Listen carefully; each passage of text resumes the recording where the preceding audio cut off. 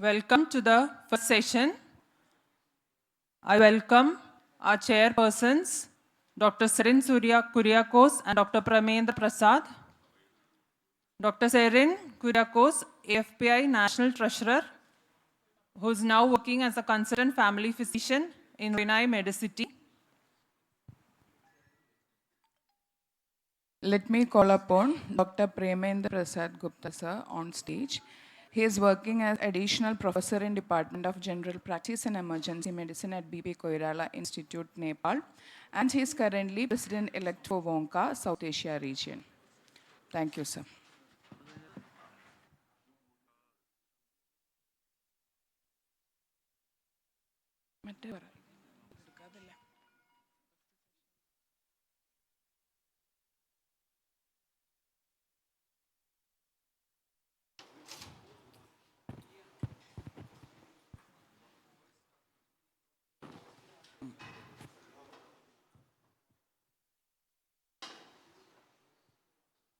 Over to you, chairpersons, to call upon the speaker for the first session.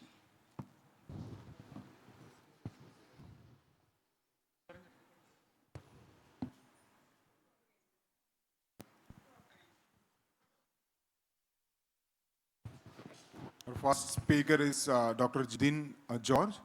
He's a specialist family physician working in Kerala Government Health Services. Currently, he's working at District Hospital Kannur. He completed his MBBS from Jubilee Mission Medical College and DNB in Family Medicine from Christian Fellowship Hospital, Oranchitram. He has worked in medicine, geriatric, and emergency departments in Jubilee Medical Mission Hospital. Okay. Good morning, all. Since we have less time, I'll straight away go into the topic. Today, our topic is decoding chest X-ray, practical insights for family physicians. So, in the first step in reading chest X-ray is to hold it correctly. It should be upright, and the letter R should be on the right side, as if the patient is standing facing you. Second thing is confirm that it is a well-centralized film. So how we will do that, you should make sure that the spinous process is equidistant from the medial end of the clavicle, both sides. Second, other thing is the exposure should be correct. So in a well-exposed film, the spinous process of the first 4 vertebrae should be seen. Here, 1, 2, 3 spinous processes are seen, but usually 4 spinous processes should be seen for good exposure. If it is more spinous processing, then it is an overexposed X-ray, and more translucency will be seen. So if the chest X-ray is not centralized, we cannot comment on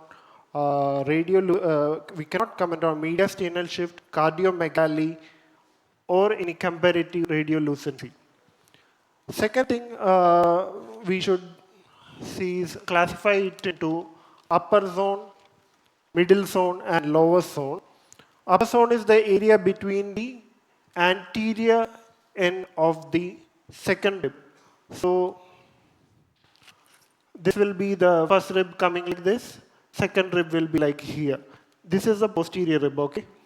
So anterior side, second rib will be above, it will be the upper zone, and the lower zone will be below the anterior end of the second rib. So in between anterior end of second rib and the anterior end of the fourth rib will be the mid zone. And we should compare both sides in each field, and each pathologies will be compared in each zone. Next step is we should study the apex. Apex is the area where first tubercular lesion appears, just behind the clavicle. So always look at the apices for TB lesion. Then you should look at the cardiophrenic and cosophrenic angle. It should be smooth and sharp. Any obliteration is a pathology. Then right diaphragm is usually at a higher level, 0.5 to 1.5 centimeter high. Any pathology, it will be altered. Then you should look at the hyla. Hylas, usually the left hyla will be at a higher level than the right.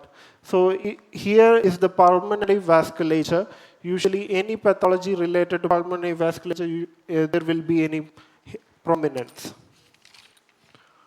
Then next thing is you should look at a cardiac syllab. The left heart border is formed by aorta, pulmonary conus, left atrium, left ventricle, and the right heart border is formed by superior vena cava and right atrium.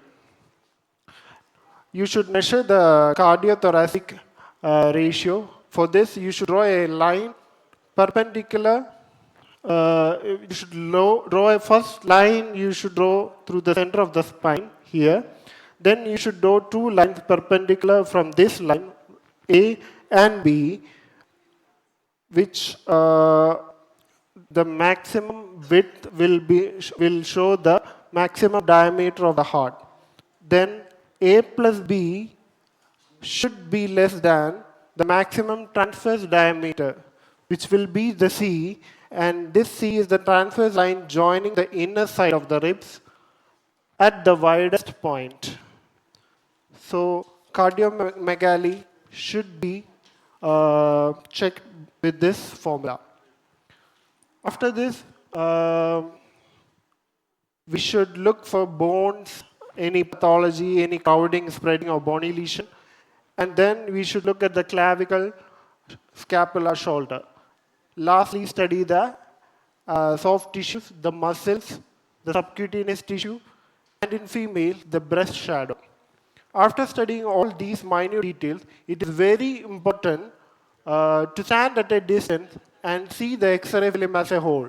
A close and minute inspection may miss a gross change. So it is important to stand at a distance and see it as a whole. And also you should hold the X-ray at a distance and hold it tangentially so that minor changes will be appreciated very well. Okay, this is the same slide. This is an anatomical representation of slide. This is a very important slide. See, just remember this and just PGs, you should go back and read the anatomy of the lung. Okay, right upper lobe will be around here, right middle lobe will be here, right lower lobe comprises here and this area. You should picturize this in mind because this is very important radiological image. Left upper segment will come here, left lingular lobe will come here, left lower lobe cover this area. There is very important image, please memorize. So we are going to learn the pneumonia slides. This is the right middle lobe consolidation. One important thing is in pneumonia is a bronchogram. Bronchi as a radiolucent streak is seen against opacity. Normally, bronchi is not seen in this in chest X-ray. But when there is pneumonia, there is exudate. X-rays will be seen as radio opaque shadow. In between, there will be bronchi, which is filled with air, which will be contrasted against opacity. This is known as a bronchogram, very diagnostic of pneumonia. And this is very important, Silhouette sign. You should remember in your lifetime. State that if two structures having similar radiographic density are at same depth, the interface between them will be obliterated. So this will help where is the pneumonia. So this is positive Silhouette sign. Here, usually the cardiac border, here it is a left heart border. So a left heart border is not seen. And here, usually, it will be the lingular lobe. Lingular lobe here. So both are obliterated. That means they are in the same depth. So it is a lingular pneumonia, not a lower lobe pneumonia. So you should know which is the anterior structure, which is the posterior structure. Here, aortic knuckle is the posterior structure. So if it get obliterated, it will be apico-posterior pneumonia.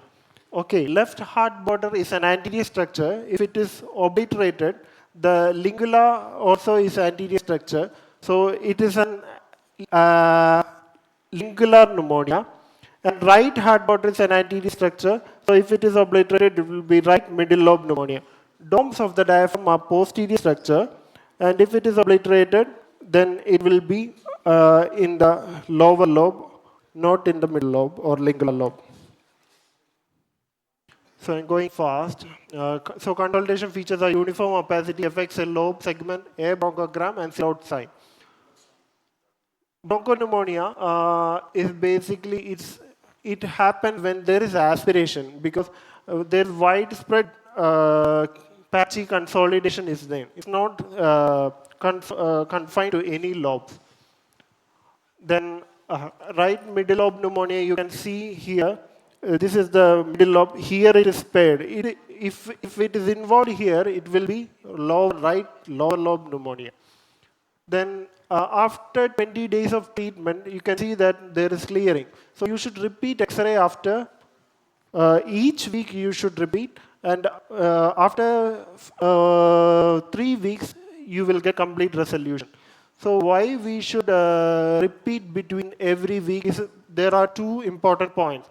One is sometimes in between treatment, there is chance of developing lung abscess. So you should repeat X-ray after 1 week. Another thing is in some cases, it can be, pneumonia can be due to bronchogenic carcinoma. Sometimes pneumonia won't resolve, it may recur. So you should suspect bronchopneumonia. So you should repeat X-ray after 1 week.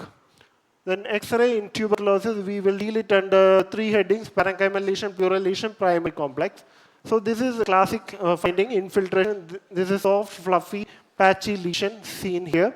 And before I told, early lesion appear in the apex below the clavicle. So another characteristic feature is cavity, usually seen in the upper hole. It is a circular shadow with no fluid in it, and it will be thick wall because of its chronicity. And in atypical cavity will be seen in HIV and diabetic patient. It will be irregular border, cavity will be irregular border, and it can occur in lower zone also. This is fungal bone. In some cases, there will be a ring shadow with a mass in it, which is freely mobile. Usually, it is caused by aspergillus. It happens in immunocompromised individual. Then another finding is fibrosis in TB. So fibrosis here, usually it will be a linear stakes which is denser than consolidation. Then it will pull the neighboring structure. So here you can see the trachea is pulled toward the right side. And next is sometimes diaphragm will be pulled up. Because of left upper lobe pneumonia, here diaphragm is pulled up. I told you usually left side diaphragm will be at a lower level. Here it is almost equal level, it is pulled up. Then compensatory enzyme. Sometimes here in right side there is excessive fibrosis, due to which some mediastinal shift and crowding of ribs is there. Here there is compensatory emphysema, increased translucency, flat diaphragm is seen. Next, this is tenting of diaphragm. It happens when there is fibrosis just below the lower lobe, just above the diaphragm, and it pulls at one point, causing tenting of the diaphragm. Then calcified lesions are seen in healed tuberculosis. So whenever you see an X-ray and calcification, you should ask about history of TB. This is calcification with infiltration. So this is a secondary reactivation of TB. Effective treatment, these are the exercises of effective treatment. This is on dictation after 5 months of treatment. After 1 year, there is showing clearance. Then this is another type of TB, miliary tuberculosis. There will be 2 mm uniform, non-coalescing lesions, which will be distributed uniformly. In non-miliary mode, it will be coalescing lesion, larger in lesion, and it won't be distributed uniformly.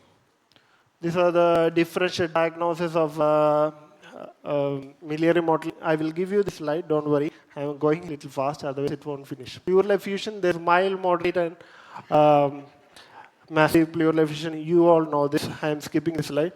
Then encysted effusion, when it is loculated, usually due to adhesion, it gets loculated. So these are encysted and lobulated are the same. When it occurs in the interlobar effusion, it is called interlobar effusion. Subpulmonic effusion. This is an interesting X-ray. Here you can see, usually you may think it's normal, but here what happens is under the right lobe, there is an effusion. After aspiration, you can see the change. Here there was an effusion. After aspiration, it has been cleared. This is called subpulmonic effusion. Pneumothorax, you all know, like when there is excess air leak, it causes pneumothorax. It can be due to trauma, other causes also in COPD. So here there will be collapsed lung will be there with hyperlucency in the affected area, and there will be mediastinal shift also. So sometimes in fracture, like a traumatic injury, there can be subcutaneous emphysema and rib fracture. This is encysted pneumothorax. Always encysted will come with adhesions. Okay, air in a localized area. Tension pneumothorax, as you know, due to high pressure, there will be massive shift of the diaphragm, which will compromise the cardiac output and the opposite side lung expansion. So it is a medical emergency. Hydropneumothorax, air fluid shadow will be there, you know. How you differentiate with pyoneumothorax? In hydropneumothorax, you can see chest rib through the fluid. But in pyoneumothorax, you cannot usually see. And there will be usually there will be a thickened lung border will be there because of its chronicity. Here you can see the thickened lung border.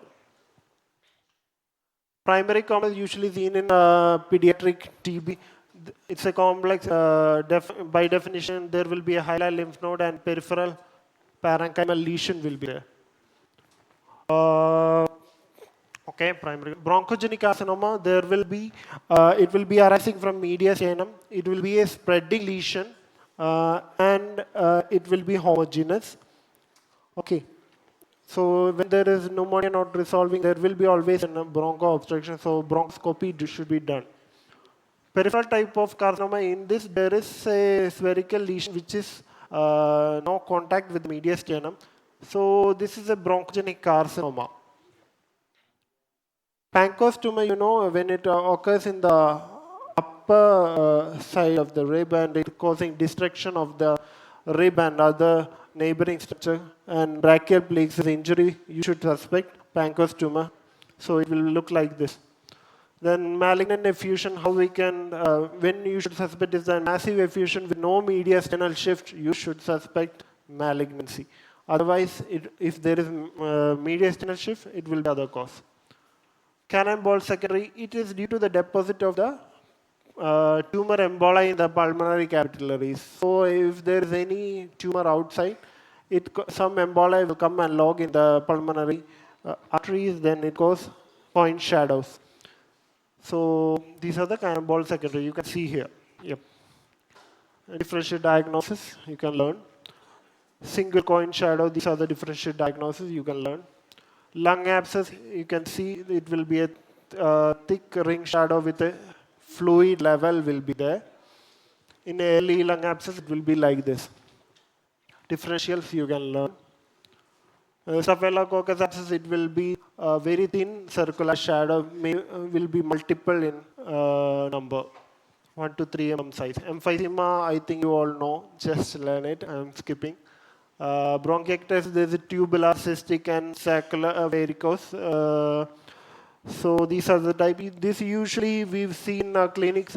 There will be small circular shadows which are permanent lesion because of bronchiectasis. Bronchiectasis is a permanent lesion. Usually happens after TB. So whenever you see this, you should ask history of TB in the past also.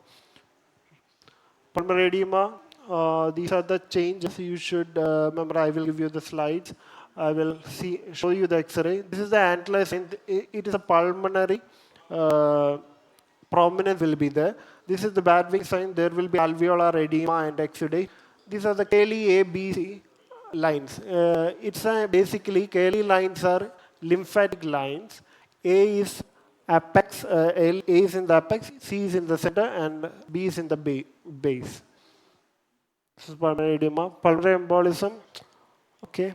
This is the wedge shape. Consolidation is seen in two conditions. One is pneumonia and other is pulmonary embolism. So when there is any emboli blocking, it causes collapse of that segment, which will be shown as wedge-shaped opacities. Sometimes in early stage there will be oligemia also. Pulmonary oligemia will be there. Upper lobe collapse will be there. Okay. Diaphragmatic hernia, there will be bowel shadow coming into the text X-ray region. Other findings, I think you learned this. I'm skipping. Eventuation, there will be no bowel shadow will not be there, but due to the lax diaphragmatic wall, it goes up. Can be congenital and all. Just X-ray. Okay. So in injuries, there will be fracture of wrist. Always look for pneumothorax, subcutaneous emphysema, fluid collection. Okay. Then other chest injuries can cause pneumothorax, subcutaneous emphysema, hemothorax, lung contusion. These are the pictures of rib fracture. Here you can see the rib fracture. Okay. So final 2 slides. Just see about cardiac shadows. Left board aorta, pulmonary on the left atrium, SVC right atrium, IVC on the right side. Okay. So here is the left heart border. When in LVH, here it will be dilated. In left atrial hypertrophy, left heart board straightening will be there. And in right atrial hypertrophy, there will be, here it will be dilated. And in RVH, especially in TOF, there will be boot-shaped heart. Thank you. Thank you, Dr. George, for a wonderful presentation. It's very essential to interpret the X-ray. Even we know, but it will refresh your memory. So now I would like to invite our second speaker. She is Dr. Zareen.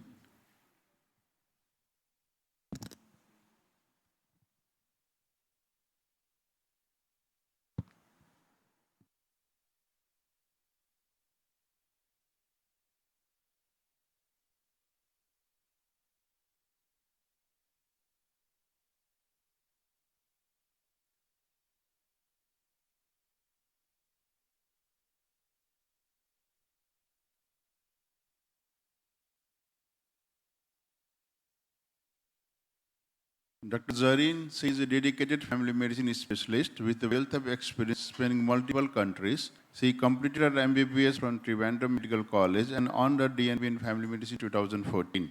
Further earning her expertise, she achieved MRCGP certificate in 2017. And Dr. Zareen also holds a master's in clinical research from Boston University, USA. Her professional journey includes participating in India and Saudi Arabia before her current role as family medicine specialist in Dubai. In addition to her clinical work, Dr. Zareen has made a significant contribution to the field of family medicine in India. She is the founder secretary of the Association of Family Physicians of India, Kerala Chapter, and currently serves as the advisor to the AFPI Kerala Executive Board.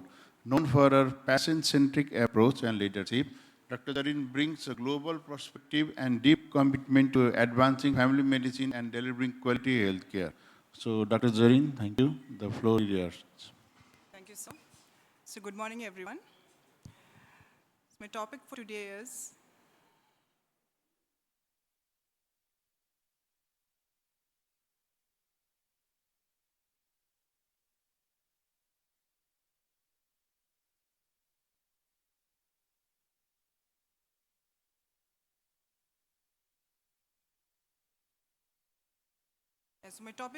is Beyond Worry, Managing Anxiety Disorders in Everyday Practice. So we'll look at the learning objectives, introduction, the types of anxiety disorders, a bit of the neurobiology, and we'll look at some case vignettes and management, including both non-pharmacological and pharmacological, and referral criteria. So let's look at to identify the common presentations and symptoms of anxiety in primary care. And we should be able to list at least one evidence-based screening tool to identify the anxiety disorders in primary care. Formulate a treatment plan for anxiety, which includes both non-pharmacological and pharmacological, and know when to refer. So anxiety is defined as an unpleasant emotional state for which the cause is either not readily identified or perceived to be uncontrollable or unavoidable. It is also an excessive worrying, nervousness, or feeling on edge. While fear is a response to external, known, definitive, non-conflictual threat that alerts the individual. So these definitions are from the DSM criteria, DSM-5 criteria. So looking at the prevalence of anxiety in India, in 2017, 44.9 million people had anxiety disorders. And this prevalence varied approximately 1.4 times across the states, with the highest prevalence seen in Kerala, Manipur, followed by Karnataka, Telangana, Tamil Nadu, Himachal Pradesh. So that is the gravity of the anxiety disorders, especially in our state. So now anxiety can be normal if it is alerting in response to an external stress, and if it helps in developing a better and adaptive skills, which helps to plan ahead, leading to an optimal performance. However, if the anxiety leads to an excessive arousal and impairment in the ability to function normally, it is pathological and should be treated. So anxiety symptoms can be normal, and which is common in the general population. So this is the Yerkes-Dodson law. So all of us know that we cannot get by without anxiety. So this graph shows on the y-axis we have the performance, and on the x-axis we have the anxiety or the arousal. So with an increase in anxiety, our performance should increase accordingly. Like for instance, like for preparing for an exam. But when we have too much anxiety, however, a further increase in that will lead to performance dropping off. So that is described by this curve. So the optimal place to be on the curve is to the left of the peak. So we have a positive response in our performance to an increased stress. And being at the peak or to the right will make us vulnerable to stress, and that is when we call as anxiety disorders. On a lighter note, now we can see like one person says you worry too much and it doesn't do any good. So what does actually worry do? So whatever we worry about actually doesn't happen. So maybe that's the only advantage of getting worried. So there are general symptoms of anxiety, and these general symptoms are there in most of the diagnostic criteria, which I'll be discussing in further. So one of these is the autonomic arousal symptoms, which includes palpitations, sweating, trembling, and dry mouth. Next is the symptoms concerning chest and abdomen, like difficulty breathing, feeling of choking, abdominal discomfort or abdominal distress. And there are symptoms concerning the mental state, especially like feeling dizzy, lightheadedness, feeling that the objects are unreal, or even one's own self is unreal, and fear of going crazy or fear of dying. And general symptoms like hot flushes or cold chills, numbness, or tingling sensations. So we have classification of anxiety disorders. We have the DSM-4. The latest is the DSM-5. But for the ease of our presentation, I'll be discussing based on the DSM-4 criteria. So in the DSM-4, we have the acute stress disorder, generalized anxiety disorder, disorders due to general medical conditions, substance-induced anxiety disorder, panic disorders with agoraphobia, the specific phobia, social phobias, obsessive compulsive disorder, and post-traumatic stress disorder. So this is just to show you that the latest is the DSM-5 criteria, which divides different anxiety disorders into more specific groups. Just a brief look at the neurobiology of anxiety disorders. So all anxiety disorders have two components. And to understand this neurobiology, we need to understand the neurobiology of both. So fear is basically a panic or phobia, while worry is an anxious misery or apprehension or expectations or undue obsessions. So during an anxiety or fear, this change in respiration may occur during a fear response as well as an anxiety response. And these changes are regulated by this parabronchial nucleus, like the amygdala. And inappropriate or excessive activation of this nucleus can lead not only to increase in the rate of respiration, but also various symptoms like shortness of breath, exacerbation of asthma, or chest pain. This autonomic output of fear is typically associated with the feelings of fear, and these include increase in heart rate, blood pressure, which are related by the reciprocal connection between the locus coeruleus and the amygdala. And chronic activation of this circuit leads to increased risk of atherosclerosis, cardiac ischemia, changes in blood pressure, heart rate, etc.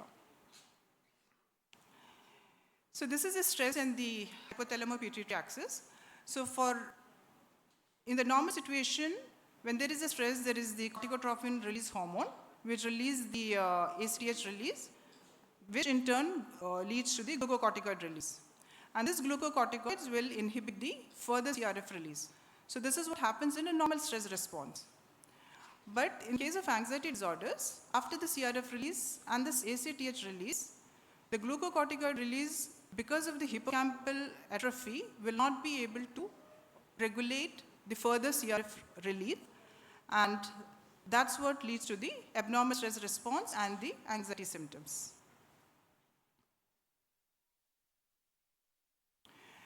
So our brain produces certain chemicals known as the neurotransmitters, which help us to deal with anxiety. So some of them are the norepinephrine, serotonin, GABA, and dopamine.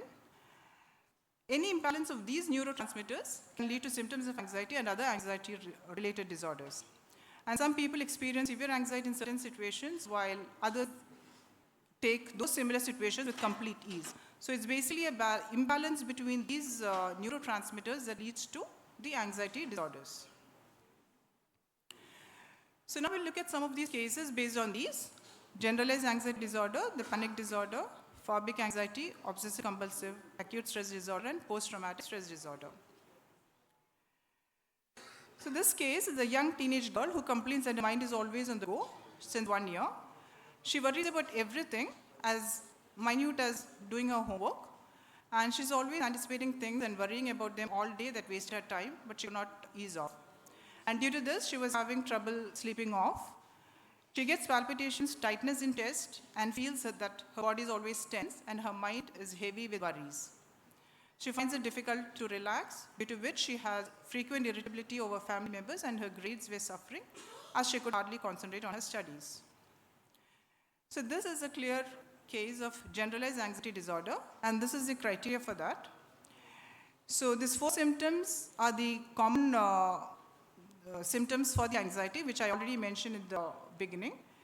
So as seen in the case that I mentioned, so generalized anxiety disorder is characterized by prominent worries and apprehensions, physical anxiety like muscle tension, and cognitive symptoms like increased startle, all of which should be present on most of the days for at least 6 months duration.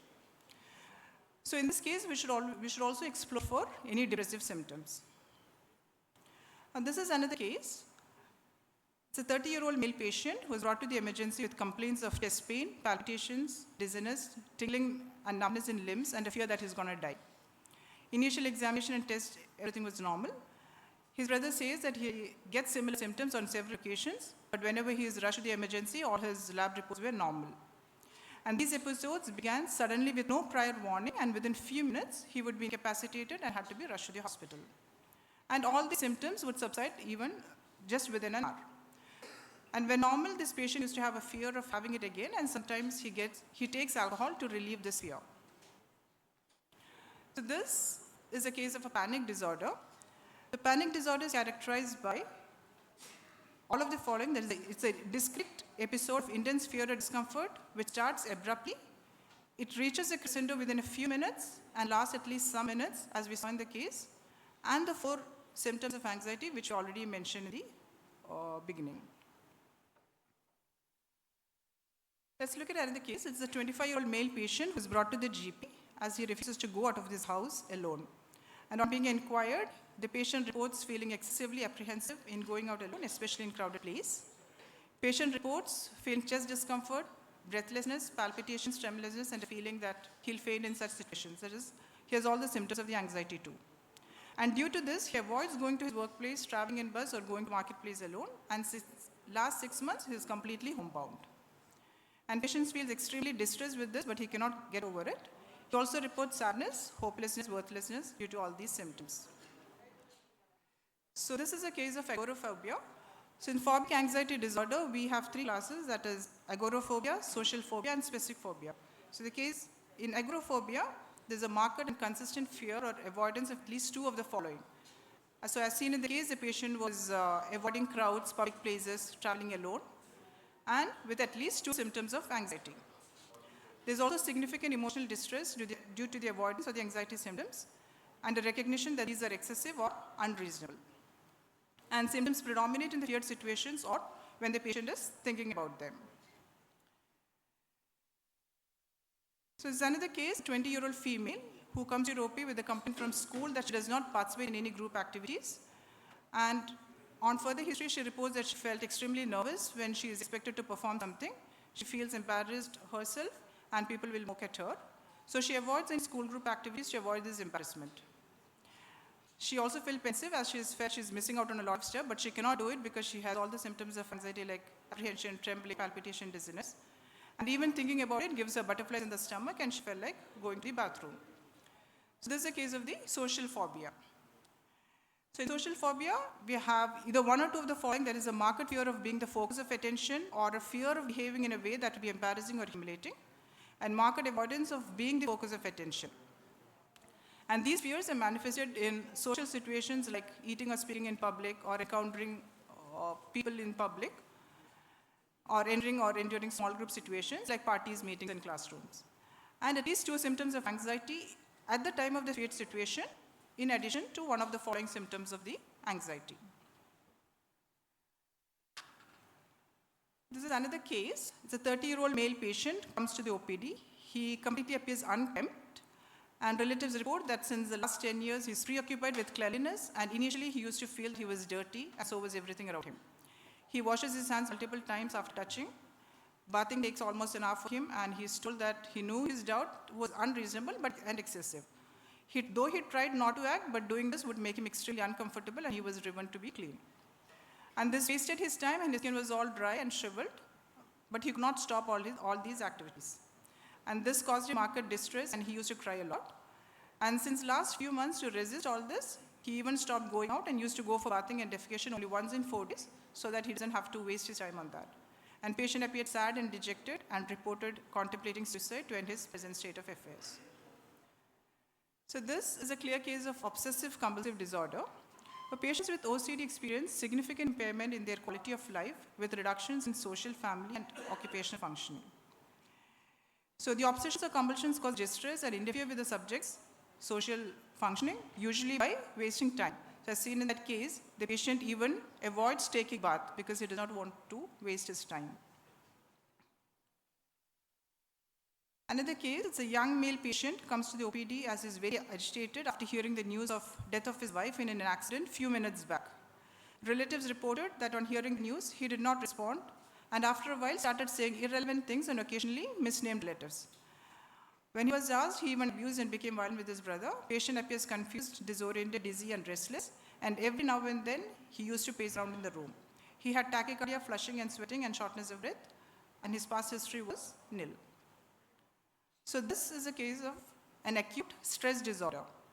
An acute stress disorder is followed by an immediate onset of symptoms, usually within 1 hour of any provoked news or anything, and 2 groups of symptoms. There is a criteria for symptoms as mentioned in the anxiety, and withdrawal from expected social interaction, narrowing of the attention, apparent disorientation, anger or verbal aggression, despair or hopelessness, and purposelessness over activity, and excessive grief. So if the stresses is transient or can be relieved, the symptoms will begin to diminish after not more than 8 hours. But if the stressor continues, the symptoms will begin to diminish after not more than 48 hours. One more case is a male patient, 23-year-old.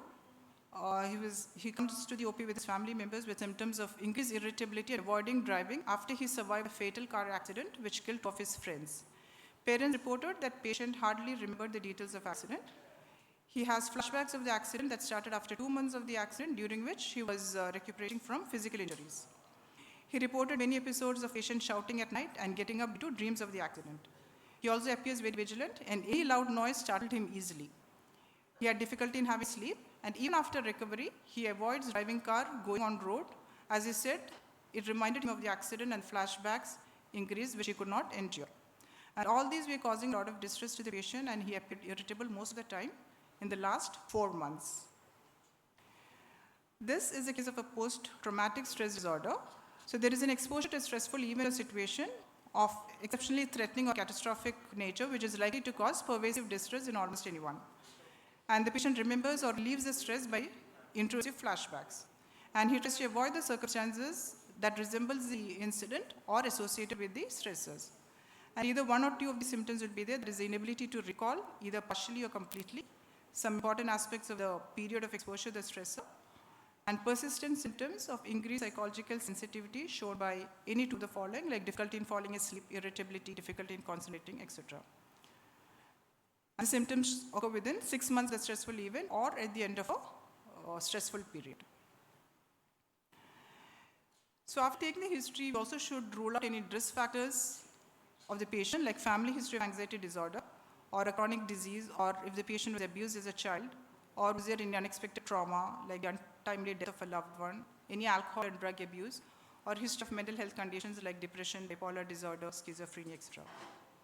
So although anxiety can happen to anyone at any given point of life, they want to be associated more with certain factors, and these factors can be considered as a trigger for development of an anxiety disorder in future. There are also some list of drugs associated with the anxiety symptoms which we should be asking while taking the history. So this is a list of the drugs that cause anxiety symptoms. Also, we should inquire about the comorbid conditions, especially like the endocrine disorders like hyperthyroidism, hyperparathyroidism, Cushing's syndrome, pheochromocytoma, Addison's disease. And some patients may come with hyperventilation, and in severe like cardiac failure, angina, myocardial infarction, CNS, infarcts, hemorrhage, all the comorbid conditions should be inquired because the symptoms may seem like the symptoms of anxiety disorders. Coming to the management, so the goals of the management include identifying the anxiety disorder by keeping a high degree of suspicion, ruling out any medical cause of the symptoms, providing psychoeducation or psychotherapy, and provide the appropriate psychological or pharmacological intervention for immediate relief as well as long term, and know when to refer the patient to the specialist. So the diagnosis of an anxiety disorder comes after thorough evaluation of the patient's complaint and symptoms, the history and history onset of symptoms. So the basic investigations that should be done are the CBC, blood sugar, thyroid, the cortisol, the serum ACTH, drug of abuse, and 24-hour urine test for VMA, the beta-nephrins, ECG, echo, the pulmonary function test, and EEG. So screening for anxiety disorders is a study that shows that any adult that comes to your OP more than 64 should be screened, and it's a grade B recommendation. So we have some of the scales like the GAD-2, GAD-7, the Hampton's anxiety rating scale, and the Beck anxiety inventory. So this GAD-7 is an easy-to-use 7-item scale, and when we administer this questionnaire in the OP, the positive point, we can know to which class the patient belongs. That is the minimal anxiety, mild, or the moderate, or the severe anxiety. This is the GAD-2, which has only 2 questions, and it's quick to administer and enhances time efficiency. So screening for suicidal ideation is very important with anyone presenting with symptoms, because if it is detected at an early stage, even the suicide attempt can be prevented. So coming to the treatment, we have the pharmacological and the non-pharmacological. So the non-pharmacological includes the psychoeducation, exploring the concomitant stressors, the cognitive behavioral therapy, psychotherapy, and regular exercises like yoga and breathing exercise. So studies have shown that the effect of psychotherapy and pharmacotherapy in treating depressive anxiety disorders is better than pharmacological therapy alone. So the key principles for the medications are SSRIs at the first line. Other medications include SNRIs, the tricyclic antidepressant, benzodiazepines. And cessation of an SSRI commonly causes withdrawal symptoms should be kept in mind when stopping the dose. So these are the dosage recommendations for SSRIs. Okay, just stop. So, just on the benzodiazepines, it should be used only for short-term management. History of alcohol or drug use should be asked, and discuss the potential for addiction, and prescribe only small quantities of medications at the time. So this is just to summarize. Identify the anxiety symptoms, have the differential diagnosis, identify the specific anxiety disorder, and consider psychological and pharmacological treatment. This is a summary of the treatment that can be given after classifying the what kind of anxiety disorder the patient comes into. Thank you. Thank you, Dr. Zarin. That was a very comprehensive and informative session. Since we are short of time, we will move to the next session. Thank you.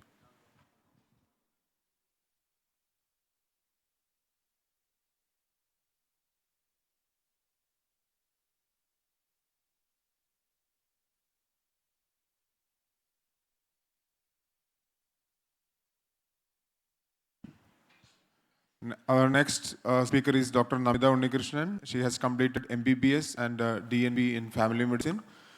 Currently, she works as a specialist family physician in KIMS Health Trivandrum, and she is the current secretary of AFPI Kerala Southern Chapter, and she is a faculty in various state conference and academic events. Thank you, Saran sir. So today I'll be dealing about insomnia and management. So these are the objectives of my presentation. So first, we should understand what normal sleep is. Then only we will be able to define insomnia. And next, I'll be taking a few minutes to describe the epidemiology and etiology of insomnia. And the crux of our presentation is diagnosis and management of insomnia. So sleep disorder is an umbrella term which encompasses many disorders, out of which a significant component is insomnia, which makes it difficult for people to fall asleep or stay asleep. It is a serious health problem, especially among older adults, because of its association with reduced quality of life and other comorbidities like, leading to falls, institutionalization, and cognitive impairment leading to reduced quality of life. And hence the importance of sleep for older adults' overall health and well-being is well researched, and it is now becoming more and more well recognized. So a few words regarding a normal sleep cycle. So a normal adult sleeps for around 7 to 9 hours. And during this 7 to 9 hours, he spends around 50 to 60% of the time in N1 and N2 phase of the NREM sleep, which is the light sleep. Next, around 20 to 25% of the time he spends in the N3 phase, or the deep restorative part of our sleep. This phase is very crucial for healing of our body out of many trauma, many stressful events, etc. And next 20 to 25% of the time he spends in the REM part of the sleep, or the vivid dreaming phase, where our brain is active but our body is kind of paralyzed. So this goes in like cycles. And insomnia.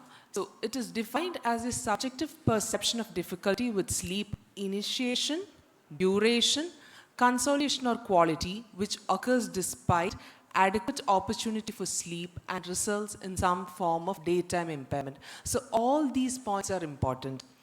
Where there is difficulty falling asleep, staying asleep, or spending time in the proper restorative part of the sleep. And this difficulty is present despite having adequate opportunity and circumstance to sleep, and is associated with daytime impairment or distress. Now coming to classification of insomnia. There is this transient insomnia, acute insomnia, and chronic insomnia. Transient insomnia, I'm quite sure that most of us during the last few days would have experienced this transient insomnia. There is a specific trigger like temporary factors such as stress, travel, or changes in sleep environment. And this insomnia phase lasts for a short duration, typically for a few nights up to a few weeks. Then there is the acute insomnia, which is characterized by more extended period of sleep difficulty lasting from several weeks to few months. And then there is the chronic insomnia, which is the most severe and long-lasting type, persisting for months or even years. And to diagnose chronic insomnia, it should be present for at least 3 nights per week for 3 months or longer. So these are the various subtypes of insomnia. Now, regarding epidemiology. So when we take the rate of sleep dissatisfaction, it was found that around 5 to 50% of the adult population was not satisfied with the sleep that they are experiencing, out of which only 10 to 15% was associated with daytime consequences. And a higher prevalence was found among women, middle-aged and older adults, and those who work in shifts. Then coexistent medical problems and lower socioeconomic status, and those people who are living alone. And across ethnicities, around 4% of Asians complained about insomnia. Evidence worldwide indicates that 10 to 30% of people have chronic insomnia, with some estimates reaching even around 50 to 60%. And it is a persistent condition, with 74% reporting symptoms for at least 1 year. In a 3-year study follow-up, over half the participants did remit, but the important point is there was a 27% of relapse rate. So these are the various studies regarding insomnia, regarding the prevalence of insomnia, and it was found that around 13 to 47% among Indians from different clinical studies conducted across India was found to have insomnia. Now, what are the risk factors? Stress, the irregular sleep schedules, lifestyle, mental health disorders, physical pain. This physical pain and sleep is interconnected. So those who are experiencing pain will have a low quality of sleep, and those who have a low quality of sleep will have physical pain. So this is kind of interconnected. Then there are various medications that can cause to sleep disturbance, underlying neurological disorders, and as we age, the quality of sleep is found to decrease, and association with other sleep disorders and even pregnancy. So this slide describes that each person will have certain predisposing factors. It can either be genetically determined dysfunctions or other neurobiological mechanisms or personality characteristics. When these predisposing factors are present in certain people, when they have a precipitating and perpetuating factors, it can lead on to insomnia. And what happens if you don't sleep well? There will be increased production of stress hormones like ACTH, cortisol, catecholamines, the circadian rhythm disruption, decreased insulin sensitivity, and increased appetite, increased oxygen consumption, and upregulation of inflammatory markers, and increased production of reactive oxygen species, and decreased melatonin production. So all these will lead on to short-term consequences like stress, somatic problems, and psychosocial issues, as well as long-term consequences like cardiovascular disease, obesity, type 2 diabetes, and cancer. And when a person comes with sleep disturbance, one thing that each family physician is expected to do is rule out other medical conditions. So what are the predisposing conditions that can lead on to sleep disturbance? One is cardiac factors like arrhythmia, congestive heart failure, pulmonary disorders like asthma, COPD, chronic cough. And one of the most important underlying disorder that I have come across my regular OPD is gastrointestinal disturbances, especially GERD. Then musculoskeletal problems like arthritis, fibromyalgia, neurological conditions like neuromuscular disorders, dementia, epilepsy, dermatological conditions, especially pruritus. Then other urologic conditions like BPH, overactive bladder, and psychiatric conditions like anxiety disorders, bipolar disorders, depressive disorders, PTSD, schizophrenia, alcohol, and substance use. Now, coming to the main part, diagnosis. So when a patient reports dysfunction, we should take thorough history, and we should ask whether it is a difficulty initiating sleep, or it is a difficulty in maintaining sleep, or waking up early than desired. And these sleep disturbances will have associated complaints like fatigue and malaise. It's important to know that it's not hypersomnolence that they complain. Hypersomnolence means they can sleep off at any time. So that is associated with OSA. These people who have insomnia will have fatigue.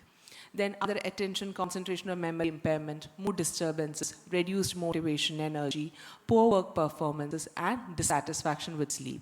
And this can be there for 3 times in a week for 3 months, and there is no other explanation. And after taking a sleep history, we need to classify them into whether they have any comorbidities and medical conditions, or is it an insomnia with no comorbidities, or whether it is associated with psychiatric comorbidities. And we should assess for underlying primary sleep disorder, assess for medical problems, assess the sleep environment, and assess for psychophysiological insomnia, and assess for primary psychiatric problems, which I'll be detailing in the next few slides. So primary sleep disorders, like I told, obstructive sleep apnea. There will be sleep maintenance complaint, and there can be daytime somnolence, and it's not fatigue that is associated with it. Then the other primary sleep disorders are periodic limb movement disorder, restless leg syndrome, narcolepsy, sleep phase disorders, which can be either delayed or advanced. So this delayed sleep phase disorder is quite common, especially among adolescents. So they'll shift their sleeping time to late at night, like around 2 o'clock, 3 o'clock, and then they'll have to go to college or school next day when they have to get up at like around 7 a.m. So this is like a typical example of delayed sleep phase disorder. Then other REM behavior disorder and dream enactment. Then we should take a thorough history to rule out the medical issues and medications. The medications commonly contributing to sleep disorders: SSRI, Parkinson's disease medication, anticholinergics, stimulants, corticosteroids, theophylline, opioids, and alcohol. I know quite a few people depend on alcohol to get a good night's sleep. But the thing is, the sleep initiation will become better. But like I told, the sleep cycle will become disrupted. What they experience is called as a fragmented sleep. The proper N3 and REM sleep will not be there. So what happens, they will feel fatigue during the next day. So it is not at all advisable to depend on alcohol for a good night's sleep. Now we should assess the sleep environment. Ideally, it should be a cool, dark, quiet place. All the gadgets and electronics should be removed from there. And we should also ask for the bed partners. Males tend to sleep better even if they have a partner, but females have worse sleep. When we share bed with infants and children also, our sleep may be disturbed. And pets. Literature suggests that sleep is more interrupted when pets go sleep with the pet parents. Then psychophysiological insomnia. This category of people, they have intrusive thoughts during the sleep. They stress about sleep, They'll think like, I need to get sleep, and they stress about the quality of sleep they get, and they'll keep on ruminating about it. They explain it as they can't turn it off. And for them, there will be a problem with initiation and maintenance. And the fifth one is insomnia due to psychiatric condition. Now, what are the lab diagnostics? After taking a thorough medical history and medication list, we should review their typical 24-hour day, where at what time they go to sleep, at what time they get up, then whether they have this habit of having an afternoon nap. All this, a typical 24-hour day should be assessed. Then we should assess their thyroid function, hemoglobin, and iron studies, because anemia can lead to poor quality of sleep. Then it is advisable to maintain a sleep diary. Actigraphy and wearable trackers can also be helpful. Sleep study is only indicated when we have a suspicion for primary sleep disorders. Now, this is an example of the sleep diary from the National Sleep Foundation. Now, regarding wearable trackers, I'm quite sure most of us would have had at least 1 or 2 patients walking into our OP and saying that, their Apple Watch or the Fitbit watch said that their quality of sleep is very low. So are these wearable trackers reliable? Yes, it is good for sleep tracking, which helps us to understand how much time we spend in the sleep phase and how much time we spend in the wakeful phase. But it is not good for determining sleep stages. That is the amount of time they spend in the NREM and the REM sleep. It's not as reliable as the polysomnography. And these patients are also at risk for orthosomnia. That is this perfectionist quest to achieve healthy sleep, very similar to orthorexia, which is the preoccupation with healthy eating. Now we need to decide whether the patient needs a sleep study. Most of the patients do not need formal sleep testing, but if we suspect a primary sleep disorder, then yes, they need a sleep study. And there are also certain validated questions that help us to understand the sleep dysfunction, like the Epworth Sleepiness Scale, Pittsburgh Sleep Quality Index, etc. So this is a summary of how to approach a patient with a sleep disorder. Now coming to the main part, that is the management. So first, we should educate the patient regarding healthy habits, how to keep a bedtime routine, and the importance of avoiding screens and caffeine, especially before bed. And this caffeine, it is supposed to be the antagonist of adenosine. This adenosine is a molecule that, gets produced in our body when we become tired. And this caffeine is an antagonist to the adenosine molecule. So what will happen? We will not feel tired. So that is why it is advisable not to take the last the caffeine intake should be like around 2 p.m. It is not advisable to take caffeine after in the evening hours.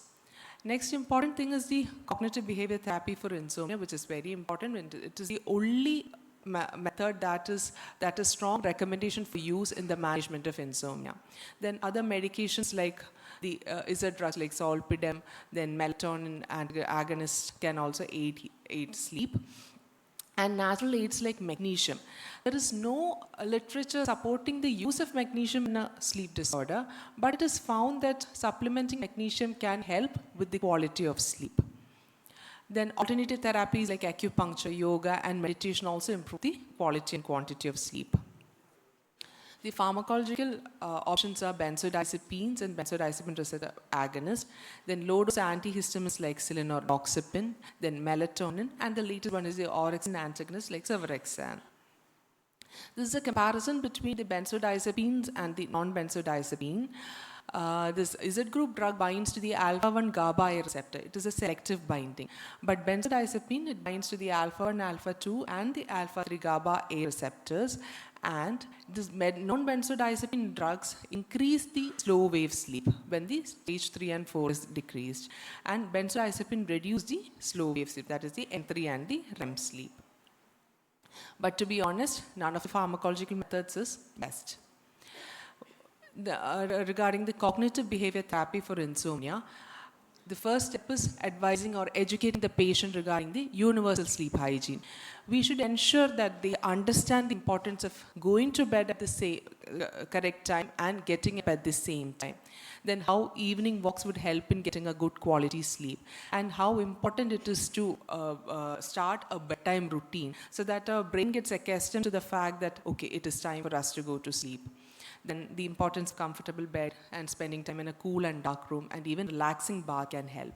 And it is a strong no to consuming heavy food, the exposure to blue light, hard training, alcohol and smoking, and caffeine use and stress for a good quality sleep.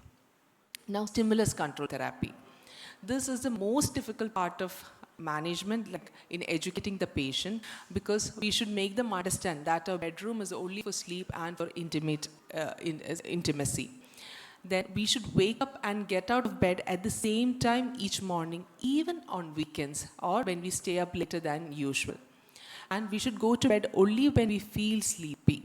Going to bed before we are sleepy or drowsy is likely to result in a long period of wakefulness. That is, the sleep latency will be increased. And we won't be able to go to, we won't be able to go to sleep in a jiffy. And if there are days when we cannot sleep after 15 minutes after going to bed, then it is advisable. This is the most difficult step, I would say. It's advisable to go to another room and do something relaxing if you don't feel asleep in a reasonably short period of time, that is 15 minutes. And only when we are sleepy, we should go to the bed. And it's not advisable to try hard to fall asleep, because this will result in raising our alertness and preventing sleep. We should avoid bright light in the evening. And it is not advised to take morning naps even after a night of little sleep. That is what. The adenosine will be reduced if we go take an afternoon nap. Now, regarding sleep restriction therapy, we should keep a sleep diary to define the needed sleep hours. It can be 4 hours, 5 hours. Then we should choose a bedtime and stick to it.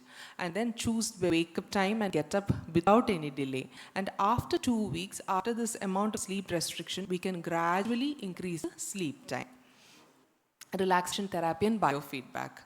So, here there is this guided imagery where we should picturize events, scenes, or other things that will cause feelings of relaxation and calm. Being calm and relaxed is an important component for going to sleep. And along with that, we should practice progressive muscle relaxation. And then breathing technique.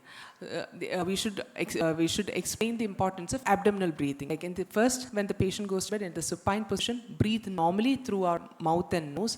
And by maintaining the rhythm, we should begin to breathe more with our abdomen and less with the chest. This is like explaining to them like a deep sigh. This will calm us. We should pause for half a second after each breath cycle and evaluate the breath. Then we should find a place where we can best feel the air move in and out and concentrate on that spot and visualize intrusive thoughts as floating away. And by this time, we would have fallen asleep. And cognitive behavior therapy it is the only method that have a strong recommendation for use. There have been moderate quality evidence from 49 studies supporting the use of cognitive behavior therapy for insomnia. Even now there are apps for this like the CBTI coach and the live sleep coach. The brief abbreviated CBTI is we can use depending upon the patient scenarios. And sleep hygiene as a single component therapy is not at all recommended. And this is in short of the components of CBT for insomnia. The first point is sleep restriction, where we should reduce the time in bed to perceive where the perceived total sleep time is not less than 5 to 6 hours. We should choose specific hours on the basis of personal preference and circadian timing and increase time in bed gradually as sleep efficiency improves. So this is the main point, that is to improve the sleep efficiency, we should follow sleep restriction. Next is the stimulus control, where we should attempt to sleep only when sleepy, and if we are not able to sleep within 15 minutes, it is ideal to get out of bed when awake and anxious at night. Then cognitive therapy, relaxation therapy, and sleep hygiene. All of this is a consolidated sleep cognitive behavior therapy for insomnia. Thank you. Thank you, Dr. Namita, for a detailed presentation. Thank you, sir. So I think that completed our first session. So do we have a time to take a question? Okay, thank you. So I'd like to invite all the three speakers.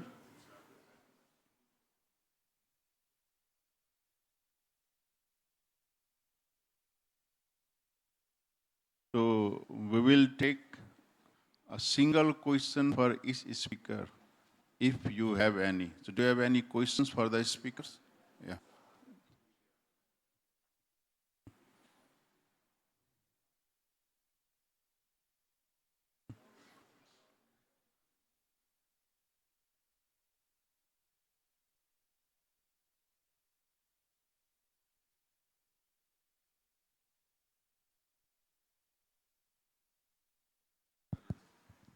To Namita ma'am. Ma'am, how do we manage insomnia during pregnancy? The best thing is advising them regarding the cognitive behavior therapy for insomnia. We should not use any pharmacological therapies. We should go for the CBTI. Thank you, ma'am. Any other question?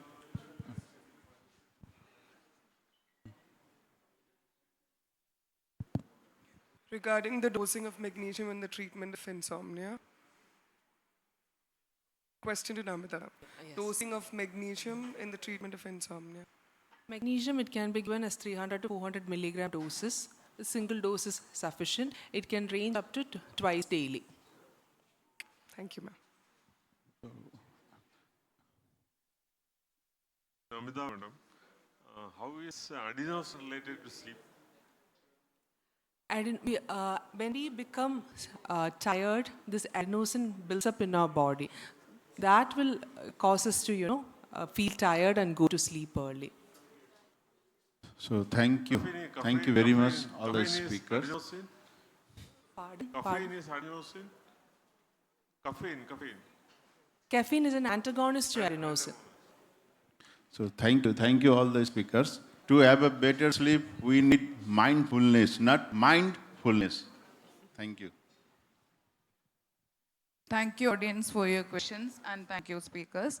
With this, we come to an end of the first session for the day. We had three very insightful and captivating talks, all essential for our daily practice day in and out.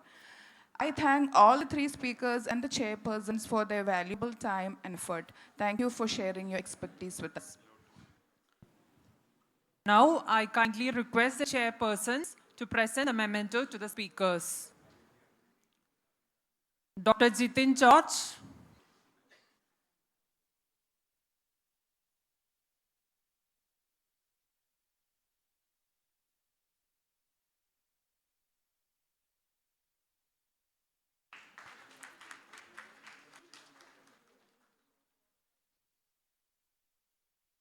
Dr. Zareen Piyakadavatte,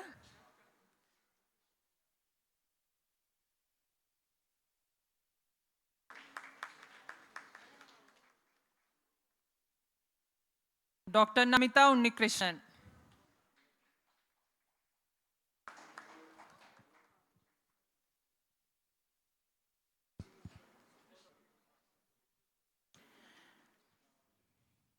It's my privilege and esteemed honor to invite Dr. P.K. Shashidharan sir for handing over memento to the chairpersons.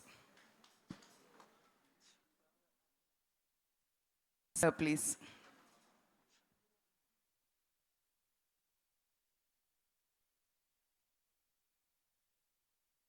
Dr. Premendra Kumar.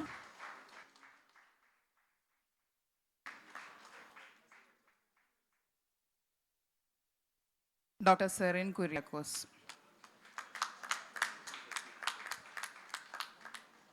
Thank you, sir. We'll move on to panel discussion now.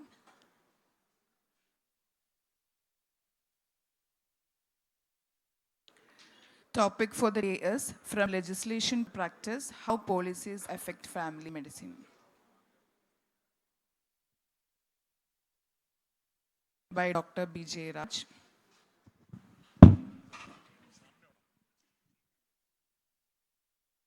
Moderate the next panel discussion, I would like to call upon Dr. J. Raj.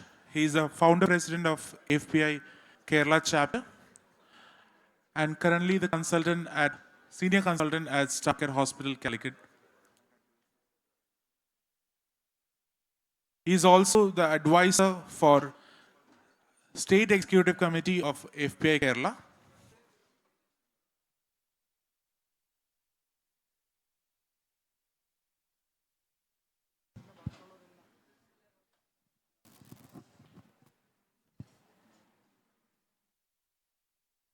I would like to welcome the panelists for this session.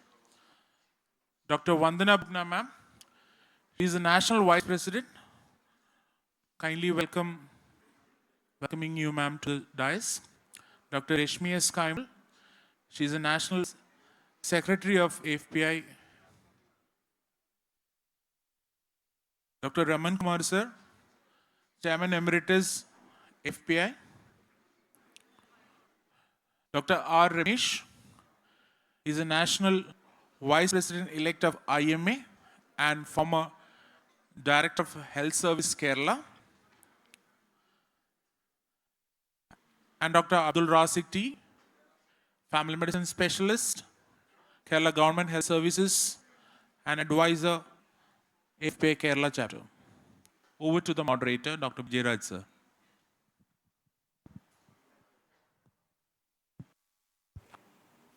Thank you. So we move on to one of the most important sessions of this event. We have a stellar group of eminent luminaries known across the region, not only the region, the country and overseas also. So as we all know, Dr. Raman Kumar is our founder president of the National AFPA, has featured as far as Lancet, which is no mean achievement for any Indian. Welcome, sir. I won't go on to the details of introduction because we have to go on to our talks. Then we have Dr. Vandana. Madam is the National Vice President of AFPI, also one of the founding members of National AFPI. Very strong and perennial face in all AFPI events, especially in Kerala. Welcome, ma'am. I don't think I need to introduce Rashmi Madam anymore. We don't introduce our family members to each other, do we? Then we have Dr. Abdul Razik, who is a specialist family medicine physician in health services with the government of Kerala, also one of the founding members of AFPI Kerala. And a special guest of honor today for this particular panel is Dr. R. Ramesh. Sir is the former Director of Health Services, Kerala. Sir was instrumental in giving family medicine, community, specialty and concept a boost, a major boost in our initial early days. Thank you, sir, for attending this and welcome you again. Sir is also the IMA National Vice President-elect. So with that short introduction, I'll just set the tone for what we might have to discuss now. This is mainly for the audience. We are always either under the lens of some legislation or the other. With every small medical interaction we have in practice, we might be practicing in a small clinic in the periphery, our own clinic probably, sometimes in government setup, sometimes in the medical college setup, sometimes in a corporate hospital. But all of us are bound by some legislations. For example, to open a hospital, there are at least 20 licenses or certifications that need to be had. It's a long list of certifications. I'm not going to the entire list, but I'll just read it out just for your knowledge to make ourselves realize the depth of or the seriousness of this topic. You have to have registration under Societies Registration Act, inspection for electrical installation, NOC from local municipal office for any bylaw, license for storage of petrol, diesel, etc. if you have a generator. You need to have income tax exemption certificates for relevant sections. You need to have NOC from the local fire authority. If you have a registration for, you have a facility for an X-ray, you need certification from the Atomic Energy Authority. Drug license for the medical store, IPD pharmacy and OPD pharmacy, sometimes separately. Then license to operate blood bank separately under Drugs and Cosmetic Act. Registration under PNDT Act. Income tax registration with a different PAN and even GST. Registrations for VAT and sales tax. Employees Provident Fund, if it's applicable to you. Registration for ESI coverage of the employees who are working under you. MTP Act registration, Nursing Home Act, Indemnity Insurance Policy, Standard Fire and Special Perils Insurance Policy, authorization for generation of biomedical waste. You have to be authorized to generate biomedical waste and then dispose it. So in Kerala we have image, for example. And license for operating lifts. These are just 20 starting points. So, and this was only the summary of the larger list of legislations we are working under. The best and perhaps the most well-known legislation is the Clinical Establishment Act to come in recent times. So having said that, the basic mood and tone of this discussion, we'll go in order, in no particular order. We'll start with Rasik perhaps and then move proximally. The common question for all our panelists is, could you share your experience in a bird's eye view in maybe 3 minutes or so about what are the good aspects and challenging aspects of how legislations of these kinds play a role in your day-to-day practice?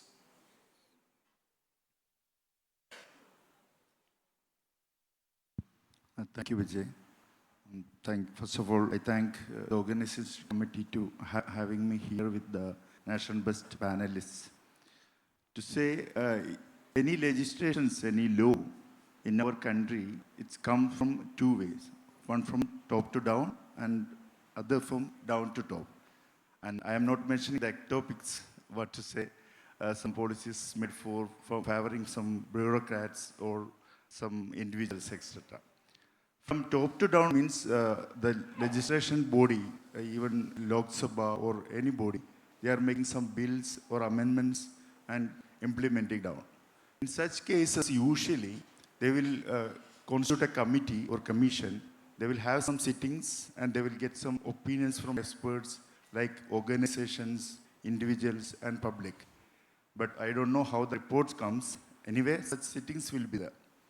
From down to top means social movements making the policy. Like we know the Chipko movement, literacy movement in Kerala, and all. But usually, when to say about the policy making, beneficiaries will not be aware of these things, usually. But those aware of these things will make the opportunity as to use their own. That's the issue. So here, usually we will involve in all these sittings and all as medicos, but the reports will come into favor of some other person. That's happening. That's the usual issue. I think that is the problem in all the practicing areas in our fraternity. While we try to make beneficiaries benefited with all these services, and some other policy makers will involve in all these things, and it will be diverted to their own side. Okay. Rasik, just to continue on this, since you work in the health services, we hear that we have to see 100 to 200 patients in half a day. Now, as a policy, when health is a state subject, and when the state says that, okay, it's okay to see 100 to 200 patients per day in a 6-hour OP period, and yet we managed to become one of the best healthcare systems in the world. Okay, I'm sorry to say about this in detail because I fear about subordinate service rules. Okay. Still, we say more than 18 seconds is a luxury in some of the areas, especially in primary care. As our teacher of the generation, PK sir always says, you invest in the primary care and take the benefit in other areas. We are now taking the benefits of super specialty and micro specialty and even to say super micro specialties. But we are not investing in the primary care. Here we are dealing with, we are managing with staff pattern of 66 and managing 400 and 500 people in 4 hours. I don't know how it will benefit for the patients or public. Okay, we'll come to the legislative discussion and maybe propose policy changes in the next round. Thank you, Rasik. Thank you, Dr. Rasik. Ramesh sir, your take on this, please. From your perspective as IMA National President-elect and having been in a leading role in guiding us in policy making. At the outset, let me congratulate the Academy of Family Physicians of India Kerala Chapter for the wonderful intervention and planning for the success of family medicine in Kerala and in country in general, because the Academy of Family Physicians of India is a national organization. And I also bring fraternal greetings from the Indian Medical Association, for which I am representing in this meeting today. And due respects to my teacher and the doyen of family medicine in our state, P. Shashidran also. So regarding your question, I think why these legislations come? No, Indian Medical Association has been opposing all these legislations for many years. There are 40-odd legislations which actually regulate the practice of medicine, modern medicine in our country or in our state particular. We have been opposing this. Why this much of legislations? But if you look at it as an IMA activist, as a practitioner on one side, and being a former director of health services, I know the administrative aspect also. So when we balance both these sides, I feel that legislations are sometimes necessary, but these legislations are actually overburdening the practitioners also. So somehow balance has to come. Now, why legislations sometimes are necessary is because we have to introspect on our own. When we practice medicine, we should see that we are practicing ethical practice. We should be having that ethics. We should have some basic minimum standards in practice. When we see that some standards is dipping because of our own sometimes issues, then the government is forced to bring in some legislations. But that doesn't mean that we need 40 odd legislations. As you said now, the latest Clinical Establishment Act, which has been approved by the legislative in Kerala, actually it's a good act which can replace all the 40 odd legislations in existing now in our state. But again, Indian Medical Association went through the CA Act and we have found some areas of concern there. Of course, we don't mind registering. It is said that all the clinical establishments have to register under the CA Act. It's welcome because we should actually know how many clinics are there in our state. And it also will help us to, filter the quacks also. Because this quackery is a big menace in practice. So this registration under Clinical Establishment Act is mandatory and we welcome it. There's no problem. But the problem is in certain clauses of the Clinical Establishment Act. I don't know how many of you have gone through those. A general practitioner in a rural area or a family physician in a rural area may find it difficult to comply with certain clauses. Like that clause says that in if you want to have a clinic registered, you should have an ambulance ready, you should have, if a patient is referred, the patient has to be stabilized first, and the patient has to be escorted by a doctor or a nurse. So there are certain clauses which we need actually a discussion with the policymakers, and that's one area. Second thing is, I said, why these legislations came. I'll take one typical example. You mentioned the blood bank. Blood bank in our country. Now, I was the project director of Kerala State AIDS Control Society for 5 years, which was actually in the prevention of HIV. We know blood bank plays a major role. And why blood banks were asked to register under the central drug control or the state drug control, whatever the case may be, and controlled by the State AIDS Control Society or the National AIDS Control Organization. Because we found that a lot of HIV cases, hepatitis B cases, hepatitis C cases were actually transmitted through blood transfusion, and this blood was collected without any standards or without any precautions. That is why the legislation came, that there has to be a licensed blood bank, mandatory tests to be done, and a lot of guidelines. I just took an example why legislation actually comes. See, if as a medical practitioner, we know that all these illnesses can be transmitted through blood transfusion. Why couldn't we think before this legislation came that we should set up our own standards? So when the profession fails to set up our own standards, the government steps in and the legislation comes. So just I quoted one example of it. I think what we should do or what should be the policy, I think I'll be able to add in the next round. Thank you, sir. Thank you, sir. Raman, sir, you have been seeing both sides of the story since ages. You have been working in policy and now you are in practice also full time. So what's your take on this? So we have to see that there are three stakeholders. One are the professionals, ourselves. Then there is community population to whom we serve. They are consumer clients or general population, or they are also the political entities as voters also. So we have to understand their stake in the system. Without, and after all, for whose benefit it is all for. The health system is for the benefit of the population, as simple as that, for the benefit of the patient and the communities. And we are part of that process.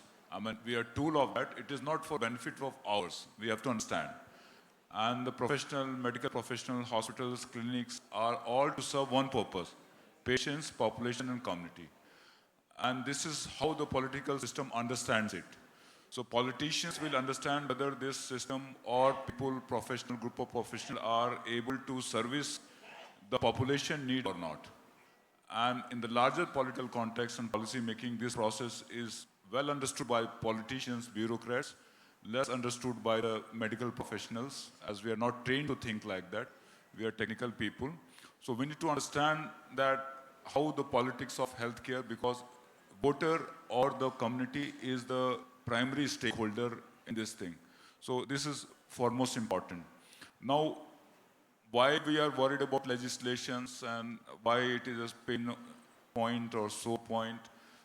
Because it is the level of evolvement of standards, quality.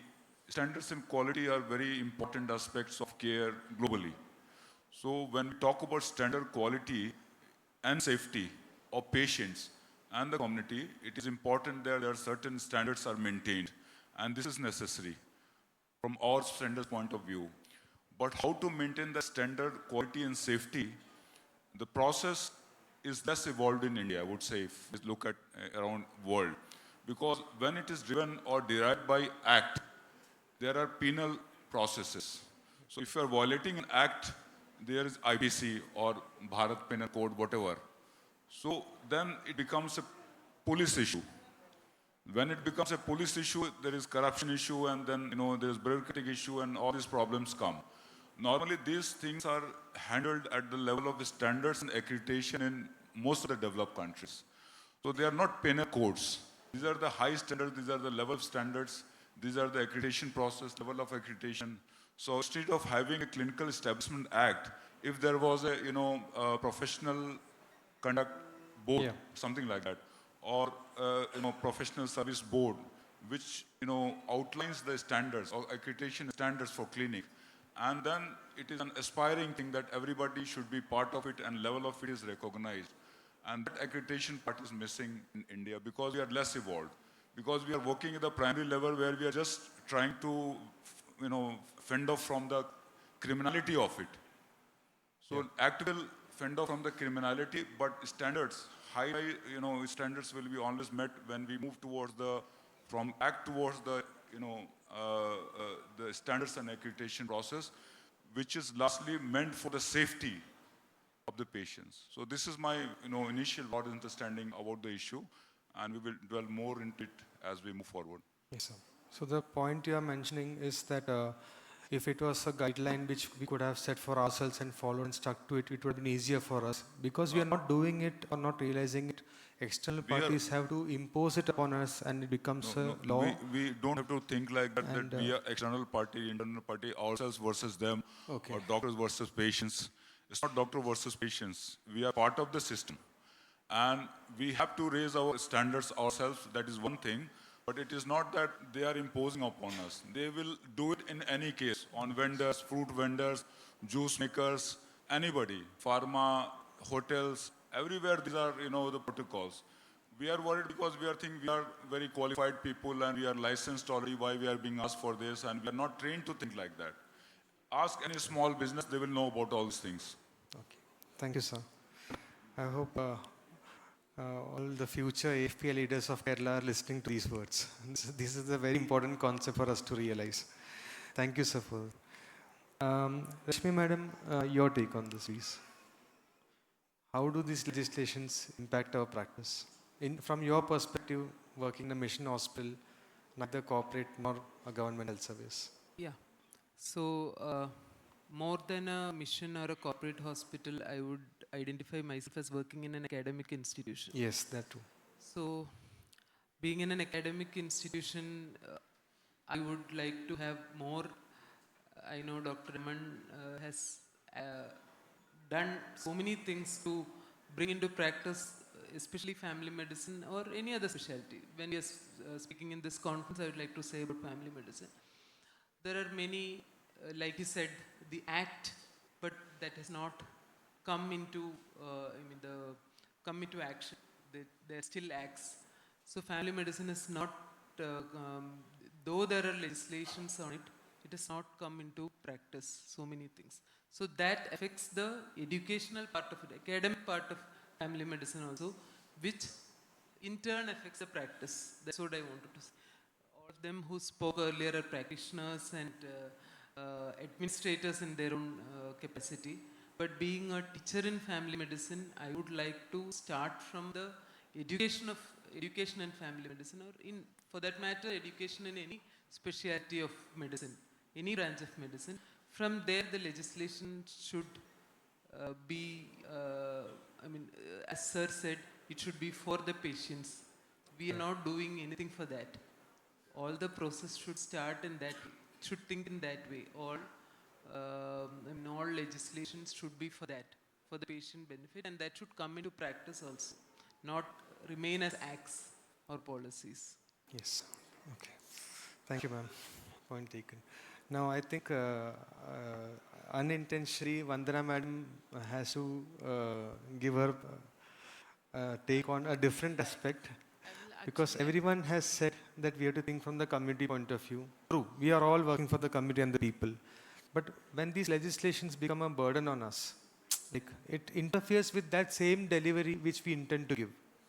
See, if you ask me from the personal perspective, I'm a qualified family physician, and I'm working in a tertiary center, and we cater to 3 classes of people over there. There is a EWS, because it has been a government land, and we cater to 25% patients free. All the patients who have been certified EWS, most of them are coming in a big cars with iPhone in their hands, getting free services at a tertiary center like Max. Then there are second category of patients who are all the panel patients who have been giving benefits through the government services like CGHS, DGHS. Government has capped the fee services to them.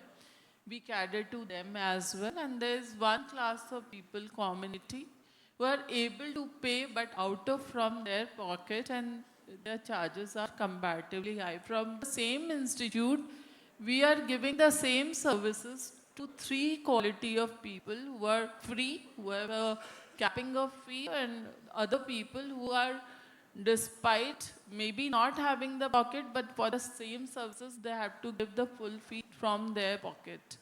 So it's not that these legislation, I personally feel, are to bring out the universal health coverage to avoid quackeries and set a standard for all practitioners. But if you come to my clinic, I have all the services. Like there's a biomedical waste, there is fire services, there quality staff, trained staff is there. I try to do, I try to do manage whatever emergencies come to in my best of services. But if I'm enforced to stabilize them, which is not there, and then send the patient to a center, I think it becomes a burden to me. If I'm asked to charge like any quack or any other practitioner is charging, it becomes a burden to me. I have set my standard to my practice, and if there is a talwar on me, ki somebody might just raid on my clinic someday and ask questions and put penalties, that becomes a burden to me. So, but yes, there is discrepancies. There are people who are not getting the best of health. There are people who are not doing the right skillful practice. So some legislation is there, should be there, but what kind of population that area is catering to, what population we are serving to, accordingly, I think it should not be that stringent, and there should be some policies to be on the softer side or flexible side, so that there is surely a good standard protocol we all can do about it. This is my take on it. So, ma'am, you mean to say that the Clinical Establishment Act is not applicable in Delhi? As of now, there has been opposition from the policy makers of the local areas, and it has not been implemented. But I'm very sure this is the only union territory where it has not been implemented, and sooner or later we all have to face the same, and we should be prepared for this.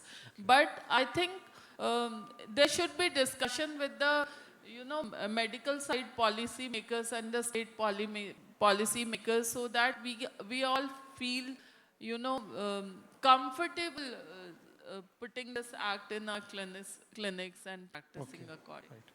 Thank you. Thank you. I think I have a few open questions for each of the panelists. I think depending on the area of expertise, I think that's the right way to direct them.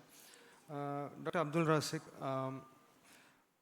what is your take on our policy, our state policy of having recently converted PHCs into FHCs and the environment associated with that conversion?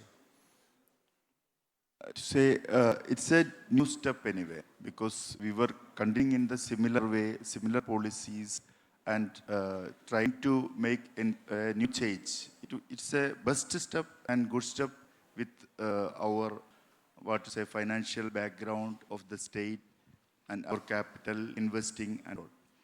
Here, first of all, we have to think about the sociometrics and econometrics of these policies. First of all, in sociometrics, how public will be benefited with this, and including that, we have SDG goals, which we have to come. We are as a state giving a good example of good health service. So, a comprehensive primary health care in the model of Ardhra mission is a best and for our state, because we are not having that much of financial capital to invest in this area.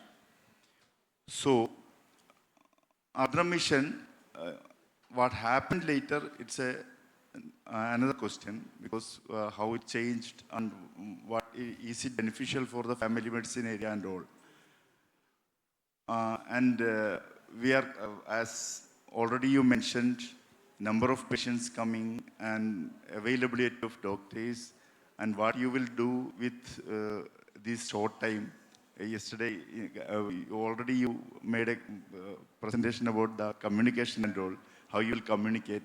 This all will affect in the social benefit, because we are we are trying to make NCD control and all, how you will communicate, how you will apply all this knowledge in practice and all. It is very difficult. And I think there should be an equal distribution of staff, especially doctors, and we have to count the beneficiaries coming. In private sector, almost 65% of the population is going to private sector, and 35% only coming to government sector. Still, it is high number for the government service to cater. That's the issue. Okay. Thank you, Rasik.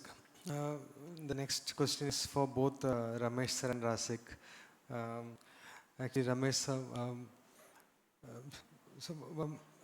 what would be the next step forward from the government policy point of view in developing Ardhram further? Because what we understand is there's a short training period in family medicine or general practice related aspects for the medical officers. But then this training is actually 2 years, 3 years, even 5 years is enough for a proper family medicine training. So there's bound to be a shortcoming in the content and the time of training, duration of training. So converting a PHC into FHC is one very good step in the positive direction. But how do we introduce a proper cadre of family medicine specialists into our healthcare system? See, adding on to what Dr. Rasik has said, see, it's a welcome step by the state government to convert the primary health centers into family health centers. But is it really serving the purpose? We'll have to review and see. Because just putting a board of family health center doesn't make any sense. 2 or 3 things are there. One, first and foremost, we need to have a good infrastructure. We need to have good human resources and other resources. We need to have trained resources, human resources, especially the doctors trained in family medicine. Then only the purpose of the family health center will serve. And more than that, we need to create an awareness among the public as well as the policy makers. We all should know, in Kerala, we know that all these family health centers are in panchayats. And now the local self-government, all our institutions have been handed over to these local self-governments. So we need to create awareness among these local self-government leaders, like the panchayat president, the members of the panchayat, and the opinion makers there.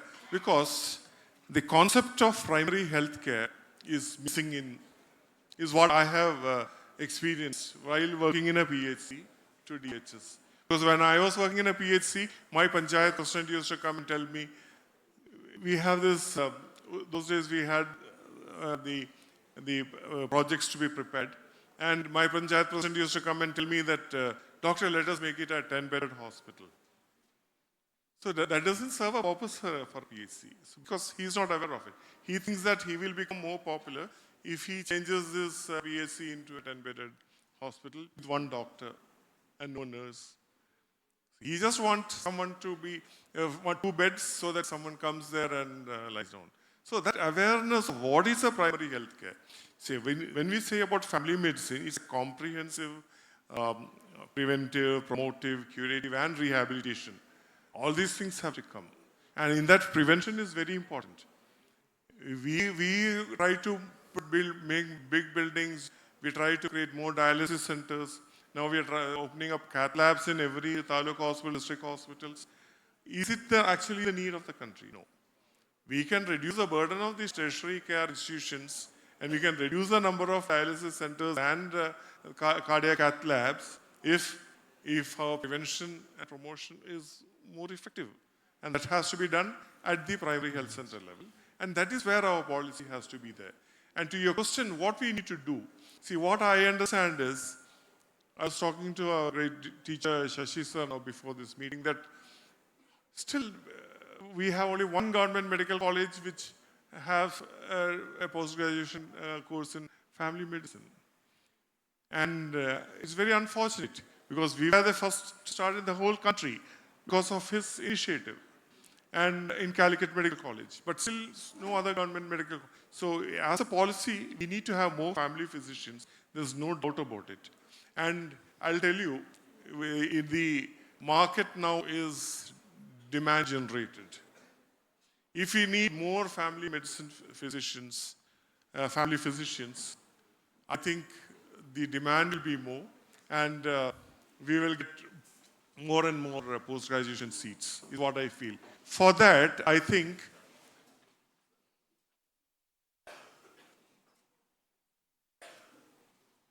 it's right time that our Honorable Speaker, Mr. M. Shamsir, has come here. We are talking about the policy about our family physicians and the primary health care. So what I was mentioning is that for a better primary health care and a comprehensive primary health care, we need more family physicians. And for family physicians, we need more postgraduate seats in our medical colleges. There's no doubt about it. And also, as I said, when a demand generation comes, there will be more. At the policy level, at least, our Honorable Speaker is here. The government has taken a wise, a good step, a very proactive step in converting our health centers into family health centers. Now, they should create more posts for family physicians. In Kerala, the health department has 3 cadres. One is the general cadre, who are working in the primary health centers and community health centers. And, almost everyone are without a post-graduation. Second is a specialty cadre, who have specialized in various subjects. And third is the administrative cadre, who likes to be in administration. So my opinion is, the government now has opened family health centers. There has to be posts created for family physicians in these family health centers. Then the real purpose of the family health center will be there. So when the number of family physician posts are increased in these family health centers, naturally there will be a demand for more family physicians. And so that will create a lot of opportunities for the medical colleges to think about postgraduate courses in family physician. And also it will make the government think.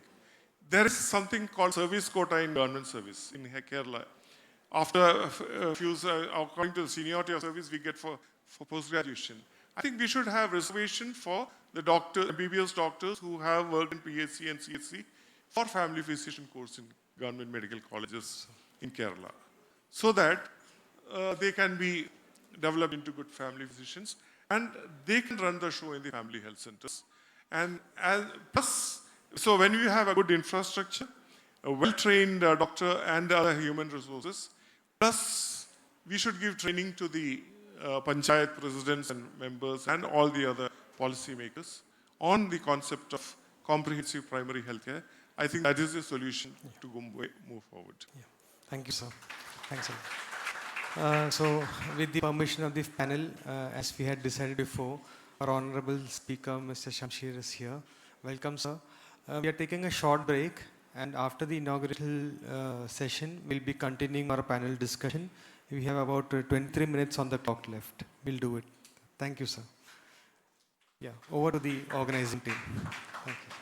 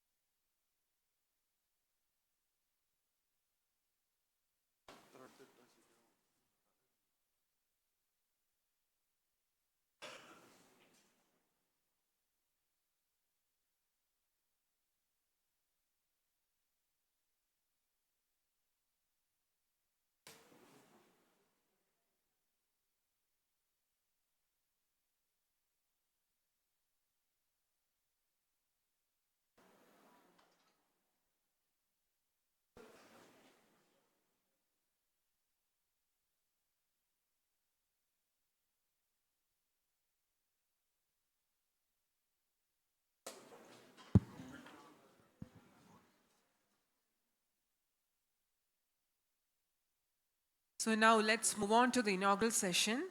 We welcome the dignitaries onto the dais.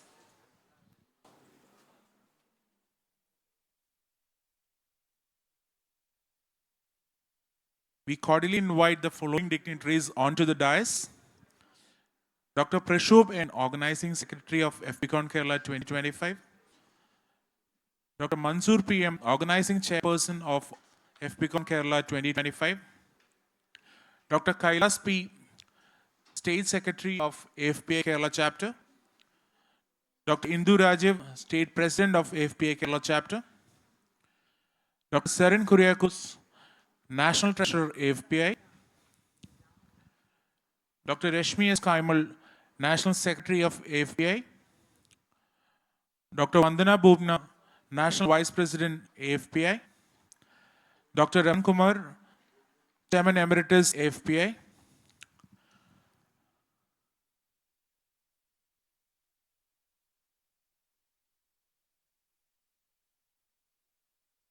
Dr. R. Ramesh, Vice President-elect of Indian Medical Association and former Director of Health Services. Finally, I would like to invite the chief guest for the day, Advocate A. Shamsir, Honorable Speaker, Kerala Legislative Assembly.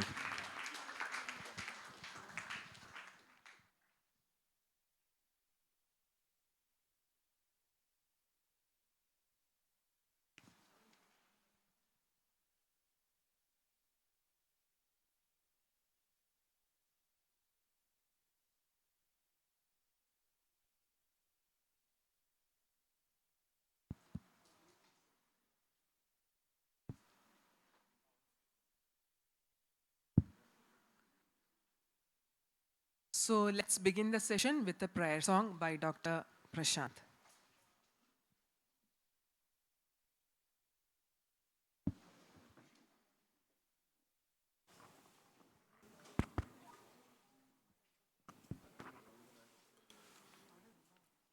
स्नेहताद नमो സർവവ്യാപി പിതാ സ്നേഹതാത നമോ ജ്ഞാനഭാവ പാവനൻ നീ ഭൂവിലും നിറവാനിലും ശക്തിപൂരിതമഖില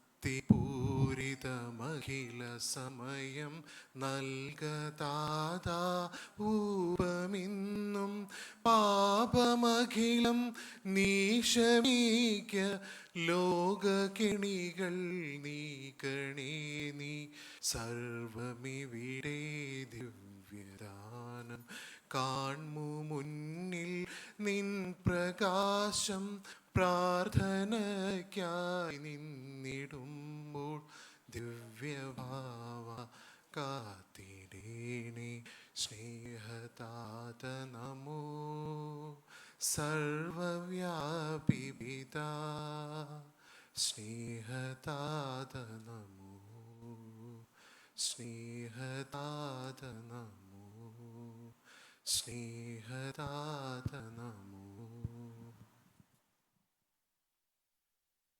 To deliver the welcome address, I invite Dr. Mansoor PM, Organizing Chairperson of AFPI